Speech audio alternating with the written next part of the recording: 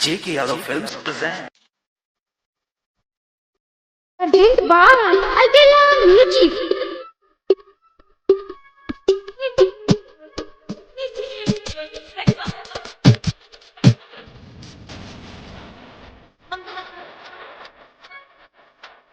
J.K. Yadav Films.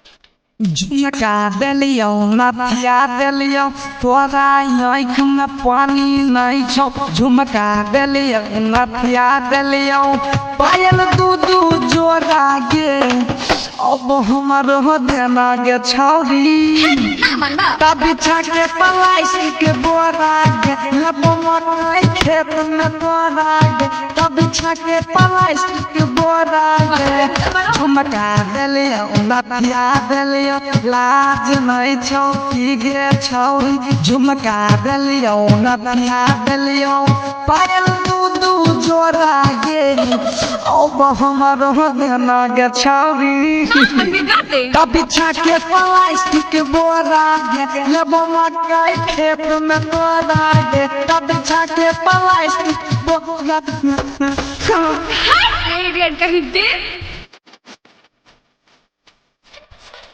J.K. Yadav Films.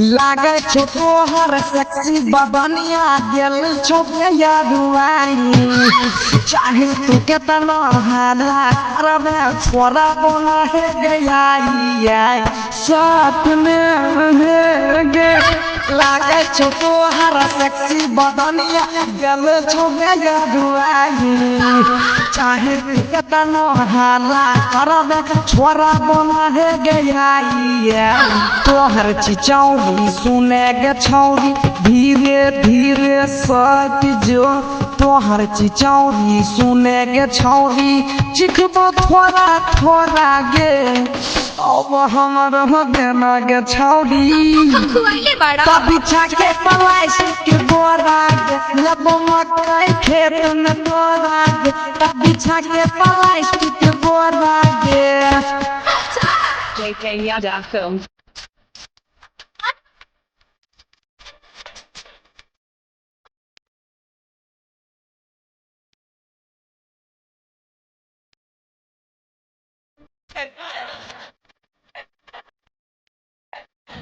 एक हाथ से बर्फ खियाइबो एक हाथ से केला ऊपर करबो गरम रगड़ी नीचा ठेलम ठेला साथ में गे एक हाथ से बर्फ खियाइबो दोसर हाथ से केला ऊपर करबो गरम रगड़ी नीचा ठेलम ठेला बनसी धर के फेरा में आके हे दैन सलकी बनसी धर के फेरा में आके डरली है कोरा में अब हमर नग छौरी तब बिछा के प्लास्टिक के बोरा लेबो मकई खेत में तोरा गे तब बिछा के प्लास्टिक के बोरा गे झुमका देलियौ नथिया देलियौ तोरा आँख में पानी नहीं छौ